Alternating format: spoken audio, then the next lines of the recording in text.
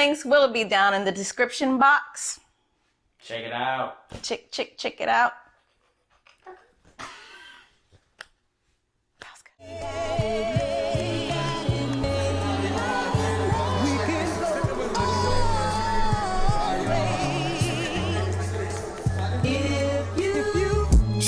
Bound, I'm Malcolm X with a pinch of Christ. Catches with the jab, I'm Floyd May, my defense is nice. Crafted by a Mac, I'm embedded to get the cheese. Genius with the beats, this pop art and I move with ease. Genius. Heart cold, apply pressure. We are here. Mr. Lewis T has me as a guest host to interview my friend here, Mr. Wickes. How y'all doing?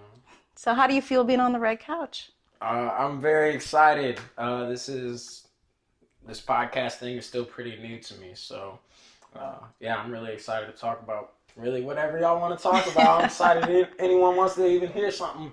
So. All right. So we've known each other for a minute. Yeah. A good minute. And I've heard you describe yourself as a dynamic person. What does dynamic mean to you? Well, I mean, I'm not like, I don't think you can really like put me in a box. I'm just into the things that I'm into. You know, I love culture, so I love all sorts of different kinds of culture, and been blessed to experience like a lot of different cultures along the way, and you know, creatively. I really don't want to put myself in a box either. So yeah, I mean, I guess that's what I mean by dynamic. I just like the things I like, and I do the things that I like to do. You know. Okay, so what are some of the things you like to do? Because I know you're a pretty creative person. Yeah, well, I try. Like, I mean, create to survive. But I mean, so even though this isn't creative, it's the first thing that really comes to mind is BMX. Like, riding my BMX bike is huge for me. It has been for a long time. Like, therapeutically. Obviously you get the exercise in. It's just a place that I feel free, and you know, my mind's always running and always going and thinking about so many things, and that's one of those places where like whenever I'm able to get on my bike, it really doesn't matter. Like nothing matters, you know. So Nice. that's probably the most important hobby or whatever of mine. And for a while, it's just been a lot of photography, a lot of photography and videography, and where that's been taking me. You know, Yeah, it's taking you a lot of places. yeah, it really has been dragging me along. So what would you say, just to go back to BMX, what would you say is like your skill level? My skill And level? I want to know like what's the craziest trick you've done? So it wasn't like the craziest trick I've done. It wasn't like necessarily like super skill level crazy. And I think this is on my Reform Hoodlums Instagram page, which I haven't even touched in a while. I think it's on there. But long story short, it was at the convention center in Raleigh, and there's these, I don't know, it's probably be like a 40 step. I don't know, just massive steps and go from the bottom to the top. And they were like doing construction down at the bottom of it. And it was just like this little 4 or 5 foot little gap, little ledge. And like on one side it was all like stairs that you couldn't land on.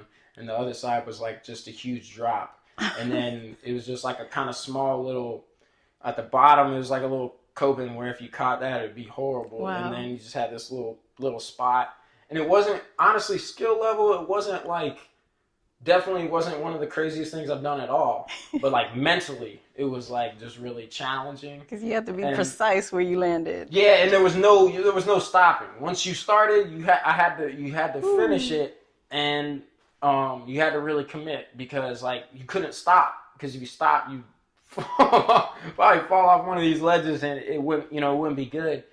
And but that's like one of the other things I love about BMX. You know, it's like it's a big mental challenge. You know, sometimes there's people watching, and you know, I have to like kind of push past that, like, you know, mental challenge of people's judgments or what they're thinking, or my own mind and the limits that it's trying to tell me that I have, Yeah. but aren't actually really real limits, like, so I don't know, that's probably my craziest Okay. trick. Yeah, that is, yeah. Yeah, I couldn't do it. But yeah, my skill level is better than a lot and not even close to a bunch of other people. So I hear you. Now, you said that, worrying about, like, you don't really worry about people's judgments about you. That made me think of you getting up and doing poetry, because you're a spoken word artist too. Don't try yeah, to skip over that. yeah, Because that's how I met you, doing poetry. that So, grinders. hmm so tell me about like your poetry. Do you still do it? Is it something you think you'd ever get back into? So yeah. Well, first off, I struggle with the judgments of others all the time. It's actually one of my biggest challenges that I try Okay. to kind of push through and work on. Um, but but yeah, so spoken word, yeah, poetry was just probably when I was about 19, 20-ish, became something, just writing became something I started to do like therapeutically and really just to like make sense of my brain. 'Cause it was, just so jumbled. So it's really helpful. And then, I met a few buddies that brought me to a slam. This is when I lived down in Florida. And they brought me to my first slam. And man, yeah, my face lit up like hot. Not like happy, like it was like burning hot, with just nerves. And but I loved it, It was a huge challenge. And I really enjoyed like playing with the words and things like that. So, I kind of just fell in love with slam poetry or spoken word, really. Actually, not a huge fan of slams. They're fun, but I actually just prefer spoken word. Uh, um, and and I kept doing that for a long time. I haven't done spoken word in probably like over a year. Um, and I've written some, but I'm not too stressed about it. I've actually started writing a lot more lately for the Okay. same reasons, like therapy, because it was just like I feel like I'm about to go insane on some level. Yeah, So you like have I to had to, channel that. yeah, I had to get that book out so I could say whatever I want to. Um, and but yeah, it's funny. The reason why I got my camera was because I wanted to put my poetry on a bigger platform. And I realized that today's platform is visuals, and I kept trying to like collaborate with people and things like that, and we live in that yes culture, like, yeah, Yeah. and I just, eventually I was like, man, I got my taxes back and I said, I'm just going to buy a camera, start learning this stuff. And then the camera just really took over. But now I am really looking forward to starting to bring things full circle, because Okay. I've really got those skill sets to put some of those visions and visuals that I want to attach with my poetry that I've already done and might do in the future, and really bring them all full circle and stick them together. But yeah, poetry helps me across the board. Just that writing skill and being able to like just word things is super helpful. Nice. So, poetry brought you to photography, and I know the photography brought you to journalism. Is that kind of how it progressed? Yeah, or was that, yeah, or photography got into skate videos or BMX videos, and then, well, so the reason why I got into journalism, I did like two stories. I don't know why I did that, because like I'm really be doing some journalism now. But like back then, when I first started it was only like two stories. You did the editing for the first journalistic story I ever did, I remember that. which weirdly connected to like my reawakening into the journalism world. You know, because it, you know, I don't think I'm not gonna get all into some God stuff, but you know, this stuff like kind of happens in a more than coincidental way, I think. Yes, I agree. But but yeah, the first story I ever did was the Black Panther Tribunal in 2017, and the reason why I did that is, you know, I was just getting frustrated with the news overall. Like I felt like it wasn't really trustworthy. It was like super opinionated, and also I just felt, you know, one thing that I knew is like, yeah, they might go cover this Black Panther Tribunal, but I just felt in my gut that they weren't gonna cover it the way it should be covered. You know, I knew it was an important event to a lot of people in this community, and I just didn't trust our local news to like treat it that way.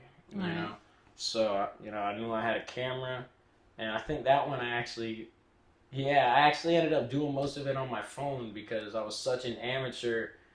Oh, it was a mess. It was a mess. But Like, I you didn't got have batteries charged. but you got right Like, in there though. You got right in there with the people and was like asking yeah, questions, and people really spoke to. Were you surprised when people actually took you seriously? yeah, I really was. Like, the thing that really shocked me was when I ended up interviewing, and I might get this title wrong, but it was like he was like this video is still on YouTube. Actually, still been getting comments again lately with everything. It's I'm been sure. waking up a little bit. I'm sure. But it was the National Minister of Information for the Revolutionary Black Panther Party, for like his chapter or something like that. So like, anyways, you know, dude had like a big title, man, and he gave me like a legit interview. Like, took the time, you know, step aside, and we just had a real interview, and like it was something real special to me that those people kind of like just gave me that time and respect. I you know, and I feel like that was really because people just want to be heard, and you know, and like I don't know, I don't think like some of those other news organizations were really asking. Right. I don't even remember seeing it on any of the news channels back then, actually. Yeah, Now that I think about it. I might have blew WECT's views out of the water. But They did like an overview, whereas you got in there and you actually spoke to people. Now, fast forward to this year, because you kind of took a break. There was a gap in between your like stories you're reporting on. yeah, I only did like, because I wouldn't count my Hurricane Florence gallery as it was photojournalism, but that was special. That was special. Yeah. So I guess I would count that, but there was no like what. Yeah, I did do a lot of video with that, but It was that was more just as an along for the artistic, ride. an artistic know? point of view too. Because I've seen the photos, and yeah, they're definitely artistic. Yeah, Not just to show like what has happened, but the way you took the photos too. that's just like I don't know. That's just like I don't even think too much about that. You just kind of go with my natural gut with composition. Okay. But yeah, I only did, I think, so I did that Gen X story about the same time as that other one, and then I only did like I think one or two like random interviews, just real random, like since then. But nah, I didn't really do anything else journalistically. But now you really ramped up this year. Like you're Fahrenheit 140 now, and that's pretty powerful. So, what made you want to go to the protest scheduled for May 31st? That was okay. So, try to make that story kind of quick, but I'd heard about the protest was gonna happen, and I reached out to a few people that I know that are real, you know, movers and shakers in this community.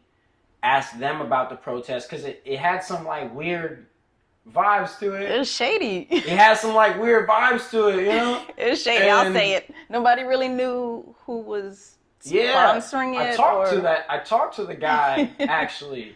I talked to him. I reached out to the guy. His name was Logan. I want to reach out to him again because I would like to interview him now. Be like, I actually really want to interview him now. Like, look what what do you happened. think about?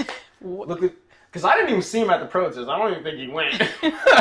But look what it started. Look what it kicked off. Yeah, because the first thing, like, and I created Fahrenheit 140 really for social artwork, not even journalism. Okay.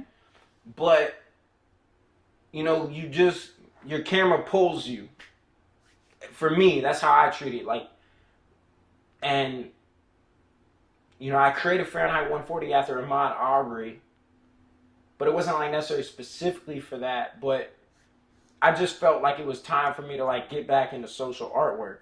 And then George Floyd happened, and then the protest was scheduled, and there was like a big thing about how it wasn't Black Lives Matter Wilmington. So I got down to the bottom of that. I reached out to this dude, tried to see who he was. Long story short, he got real nervous about it, tried to call it off, but it was like too late. It was too late to call it off. So really, I just went down there because I really didn't know what to expect or what was gonna happen, and it was just that same instinct, kind of the Black Panther kind of thing. Like, I have a camera. I should and can be down there, and you know, I know that I'm gonna put out responsible footage, so I'm gonna go down there, see what happens, and something definitely happened. Yeah, that's saying the least. Do you ever edit any of your footage? Like, we know the news, you know, they'll popular, they edit certain footage. Do you ever do that? Yeah, I mean, I try. I don't like do a lot of editing, but I film a lot of footage, and you know, I guess I understand the viewer. A lot of times you'll lose them if, in my opinion, if you like just put like a whole super long video, stuff like that. So because most people want to see the action. They don't want to just sit through like people just standing there, whatever, the lulls. But you really captured like face-to-face stuff that was happening. You got gassed. You were in the middle of everything. And one thing I noticed about you that I don't see with some other journalists, independent journalists, is that you get in the middle of stuff. You're not afraid to get in the middle of things and talk to people like right there. You'll be filming somebody right there, you know? Yeah, I mean... And whoever you want to talk to, you just go talk to. Yeah, I feel like that's what journalism is. I mean, sometimes I think I probably push the limit a little bit.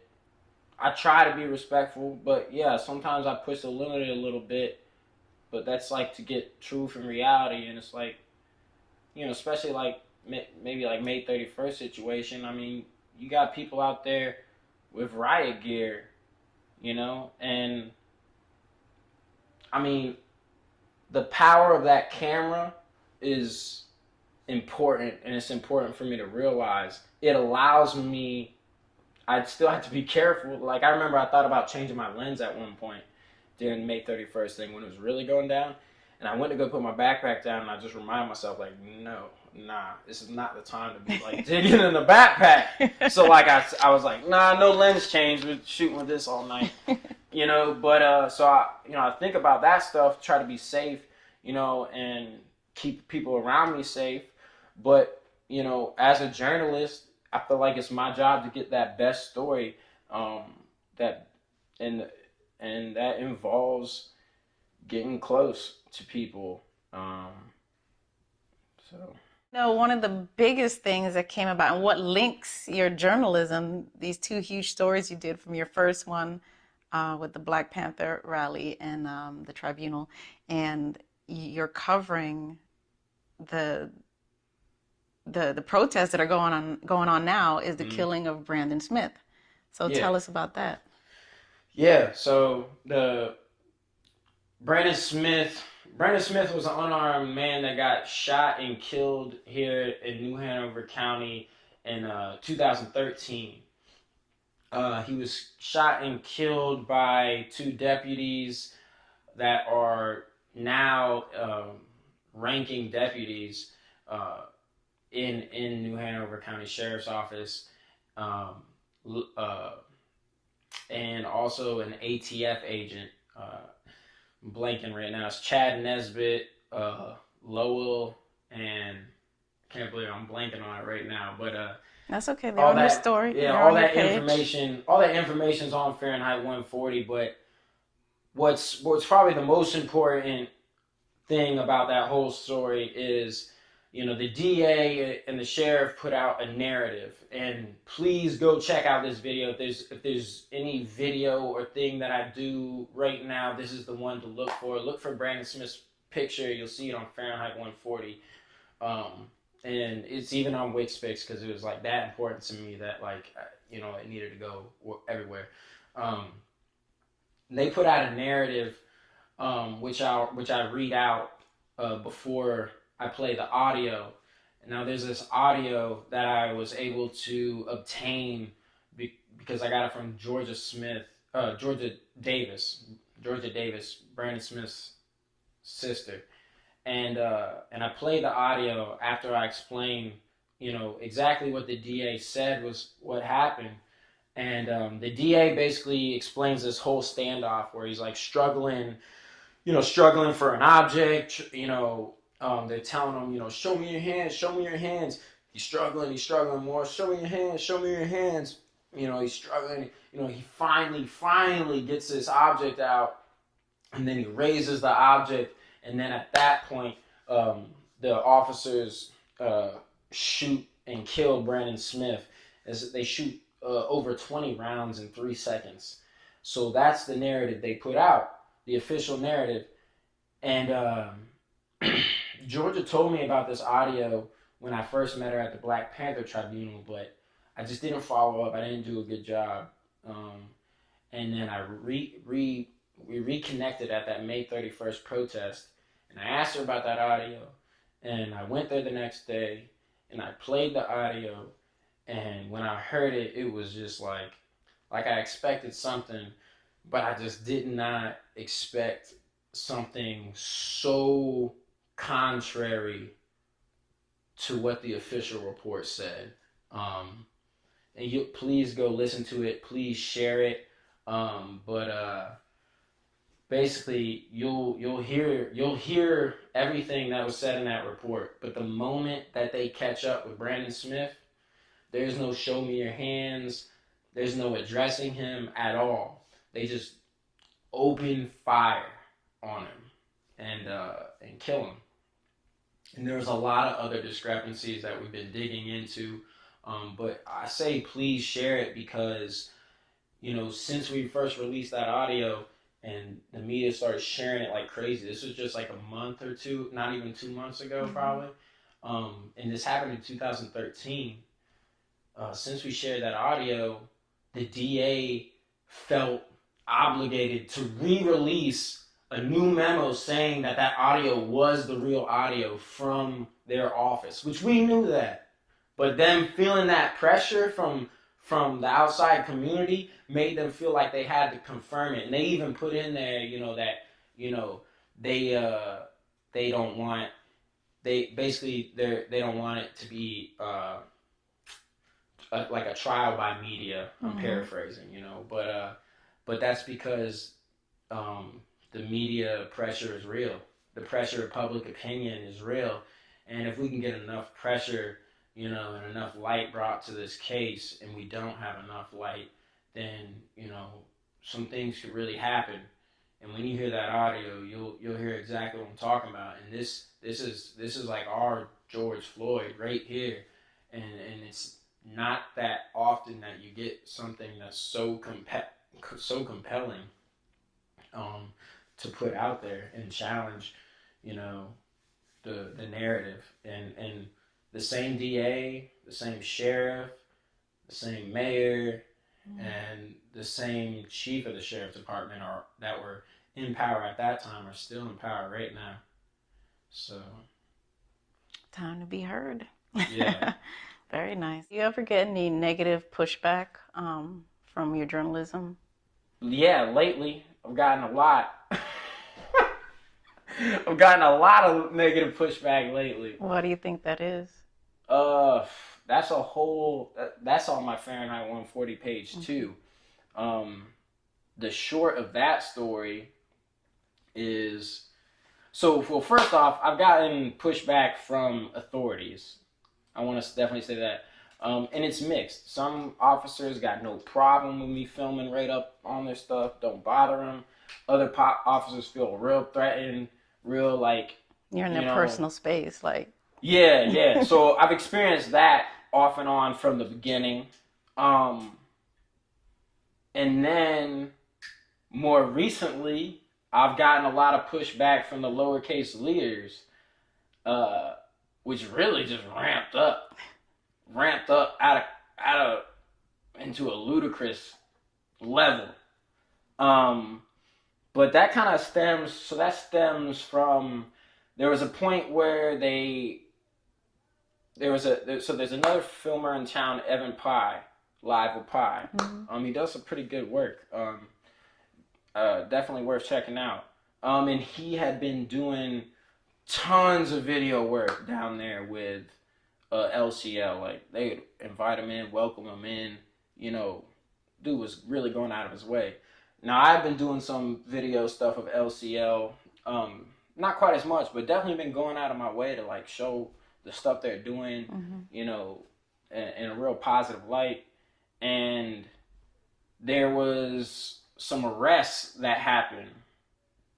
And after these arrests of these LCL members, they kind of just like pointed their fingers at the independent media, specifically Evan. And they threw my name into it too, which was interesting.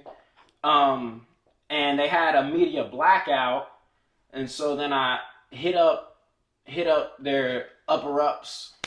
Well, they got upset last time that I didn't say who, so okay. I hit up Tim to see what the media blackout was about, if there was one. He said yes, there is a media blackout. And then I said, hey, well, can you give me a call, preferably before tonight?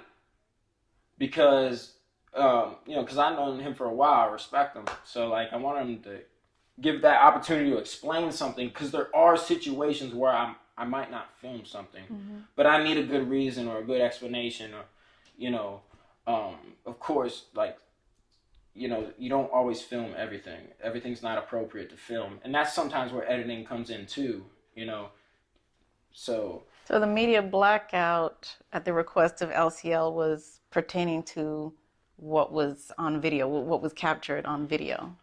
Yeah, well, the arrest that they had was from. Well, Tim, yeah. So I tried to get up with Tim a lot after that. He only responded there was a media blackout. After that, he wouldn't respond to clarify at all. Just went ghost as far as that goes.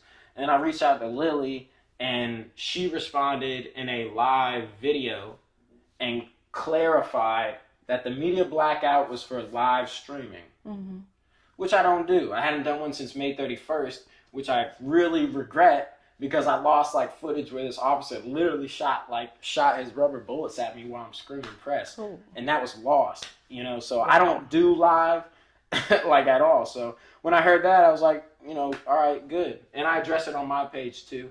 It's like, that doesn't affect us. We're going to keep doing what we do. And fast forward a bit, I didn't do any more footage of them because, I was doing other work and literally like working pay bills. Yeah, but, so you do have a day job. Yeah, for now. But there was a city hall or a city council meeting, and Evan was down. I wasn't even there. Evan was down there, and he was filming, not live, which you try to be respectful of the people you're filming, but I think it's worth noting that he didn't even need to make that adjustment. You're in a public place, at a public protest, anyone can film anything. It's your civil right. And Evan was filming not live, trying to compromise. And dude, they just started clowning him. Tim called him out. I've known Tim a long time. Tim called him out, started clowning him. and everyone just started laughing at him while he was trying to like work with him. And this dude's gone out of his way. And when I saw that, it made me sick to my stomach. And so I asked Evan if I could get that video and do a report on it, which you can see on my page. I did that report, and I called it as it was, you know? And the moral of it for me was, you can't be out here having a civil rights protest while trying to suppress someone's civil rights, you know? Especially when he was going out of his way like that. It just made me sick in my stomach. And they didn't like that report very much, I guess. And I hadn't done any film work on them at all until I went down to the back of Blue, and there's a bunch of drama. That's on the page. That's on Fahrenheit 142. There's a bunch of drama. Yeah. Ridiculous accusations, which I nipped that in the bud. Real quick. We got down to the bottom of that. Real quick. You know, it's been a lot of issues rising up with lowercase for me, which is sad because they were doing a lot of really positive, really good stuff that I was really excited about, but not so much anymore. And you know, and it even came down to like physical threats. Mm-hmm. And I'm the wrong one. Like, if you're gonna try to tell me I can't do something via physical threat, that camera's probably gonna be even closer to your face. Like, I don't know, like, it's just not in my nature to that's from a different life, you know? But like, you're gonna try to threaten me? Yeah. Nah. You don't want to go back there, but if you had to, you know, like, that's don't work for me. Yeah. But so we addressed that. Thankfully, that's good. Definitely want to keep your name clear. So I want to talk about your photography. Like, what kind of photography do you do? Okay. So, and if people wanted to book you, you know, talk about that too. All right. I specialize in natural light and like on location shoots. You know, I'm really good at finding like really cool locations to do work in. But I do all kinds of photography. You know, I got the studio lights and set up for that, and also can make my, you know, the studio lights to be portable too. Because again, like I really don't like to put myself in a box, and some people would say like in photography that's a mistake, but I can't help myself, you know. So, you know, I do mostly a lot of portrait work. Done stuff for some music artists. Dirty White, did some stuff with him, his last album cover, which was really, really cool to work with Dirty White. In Swain, this new dude in town, did some work. I want to do some more work with both those dudes. I don't know where. In Swain just came out of nowhere from Boston. Found me on a hashtag. That dude be going pretty hard, man. So the more creative it is, the more I enjoy it. Okay. Especially nowadays, I want to really push into like more creative shoots. But yeah, I kill the portrait game, especially in the natural light. And also I do some art photography as well. But before I get to that, so as far as shoots go, my booking is pretty low, you know. I typically book $200 to $250 is about my range, as long as it's not like something real commercial. Now it's different, you know, or like album covers, you know, that's going to be a different story. And what do they get for that price? And everything varies, but typically, so a typical basic kind of shoot would be about $200, and that's going to be an hour to an hour and a half. Basically because I want to make sure we get the good shots, so I don't mind going a little over. And I guarantee 10 premium photos, and that's like, so 10 premium shots, you know, different poses. That's edited and everything? Yeah. And then I typically do like a grab bag, but the grab bag's not guaranteed. The 10 premium shots, that's like your guarantee. That's what you're gonna get. You don't get that, you can sue me. But I'm also just it's just not in my nature to like withhold good photos. Okay. So like I also usually include a grab bag, which is like some of the extra ones. Sometimes I'll throw some silly ones in there, some funny ones, because I don't know, Yeah, People who might doesn't like like a that. good silly photo? Yeah, I'm not really like one to hold back. And my rates only go up though. That's a good thing. With time. Yeah. So, but yeah, that's kind of where I kind of stick around, and you know, but that's not with like now we can do like other stuff like makeup artist stuff, hairstyle stuff, things like that. But that you know that would obviously affect the price, or you know, or if you're a business, you know, I can get the models for people instead of them having to do that. Then you got to pay them, so the price can definitely fluctuate depending on what's being asked. That's But pretty yeah. good. Sounds like you do like a whole full service thing if you need to. Just whatever the client needs, you'll probably get it. Yeah, yeah. Yeah, I think that's essential these days. I don't know, as a photographer, I think. And yeah, I mean, that's what I want that challenge too. I love when like people come with, my favorite thing is when someone comes to me with their vision. And like, the cooler their vision is, the more I'm trying to really do it too. Uh, you know, so Kind of music you like? what kind of music do I like? If at any given time somebody just got into your car, what would they hear? Kanye West. You like Kanye? I love Kanye West.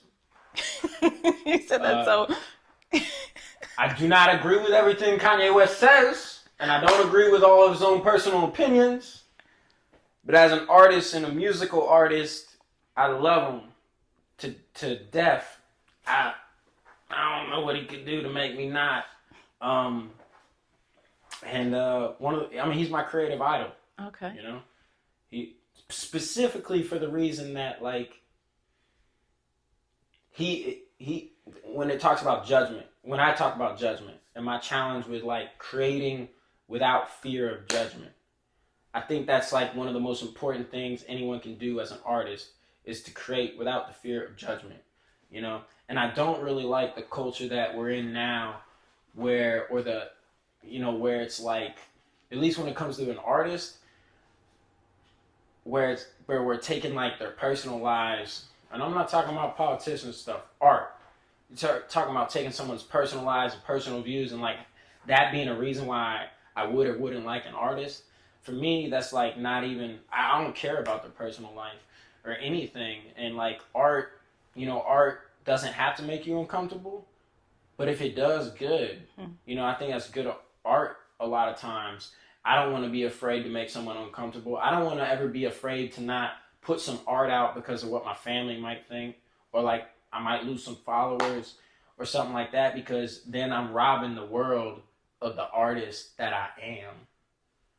So he's inspired me in a lot of ways just for that, because he'll just, sometimes he'll say these ludicrous things, and then he'll put out an album that's so dope that everyone still be bumping it, hating him.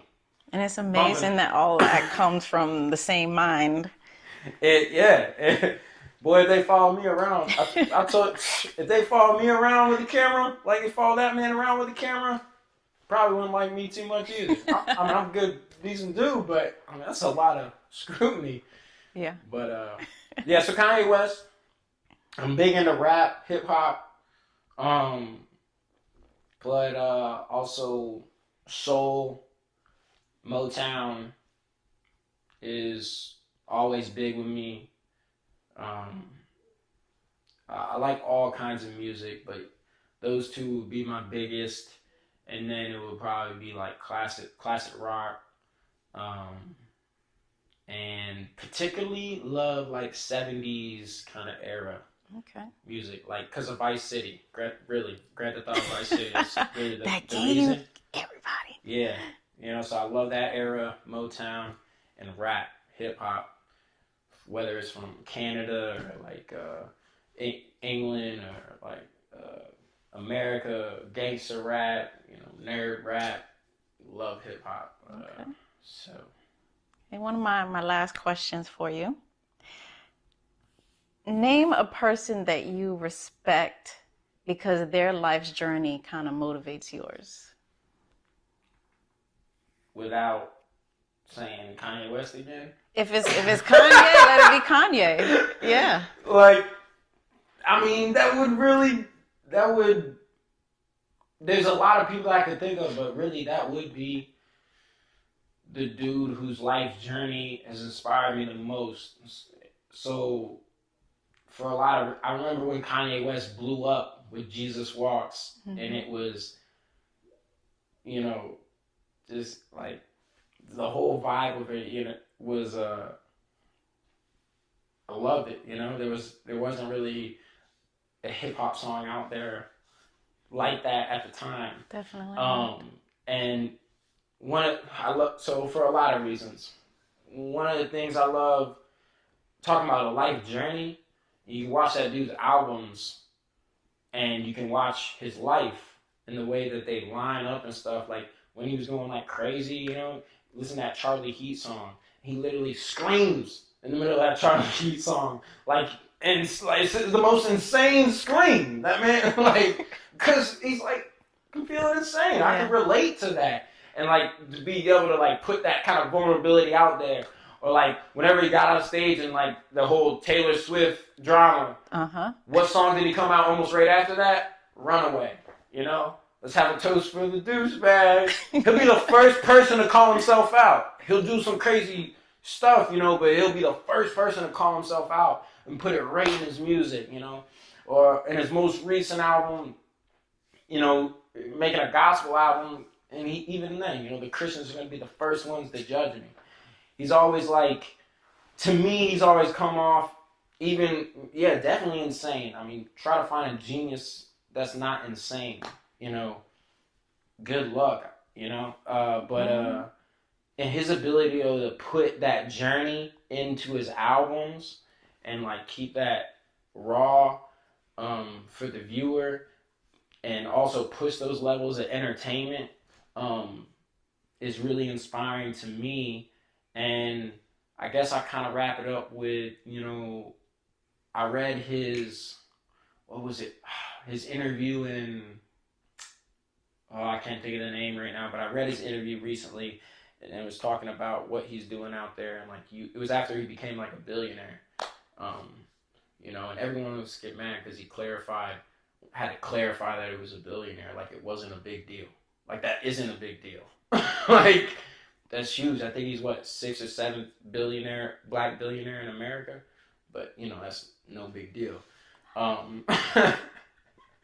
You know, but I was reading that interview. There was so much cool stuff in it. He dipped into how like his like alcoholism, which makes a lot of sense. I never even heard of that, right. But he dipped into that. That makes a lot of sense looking at his stuff. But then he was getting to all the things that he was creating and doing, super eccentric. Everything in there was eccentric as shit. But like, they were talking about this one point where I think it was, I want to say maybe Italy, somewhere like that. But they're on this veranda, and he was walking around from one person to another. The guy said it was basically like he was like walking around and treating it like Siri, you know, or Alexis, treating it like Alexis. And he'd walk over to his, you know, clothing designers. He'd be like, "Hey, pull up this outfit," and they pulled it up, and then he'd be like, "Oh yeah, okay, change that." And then he'd go over here and be like, "Hey," to his like beat studio people, you know, play this track, and they play the track, you know, and be like, I like that, you know, so do a little something with that. Go over to the architects because he's working on all this architectural stuff out on his farm. He'd be like, pull up, you know, the work on that, and he'd be like, yeah, I like that. Maybe change this.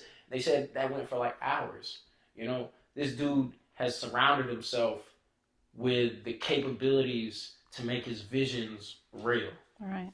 And that's what I want to do. I want to make my visions real.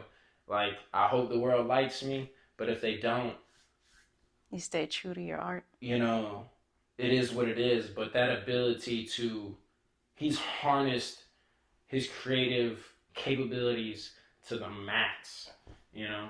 And so, yeah, I would say that's the dude that, you know, I don't agree with some of the stuff he says, but that's okay. I mean, I don't really think I need to It's the She'll journey. be inspired. Or Absolutely. take a blueprint. Don't forget, you better subscribe to the IMOLT podcast right here. Watch all these interviews on the red couch. And of course, subscribe to me. I am Livity the Poet, and Mr. Wickes, Fahrenheit 140. Yeah. Caboodle without boiling rhyming, like I got a flame on my belly, reduce the stomach lining. Abstract brushes dirty, trying to blend the colors. Spray the suit farther, but human life first.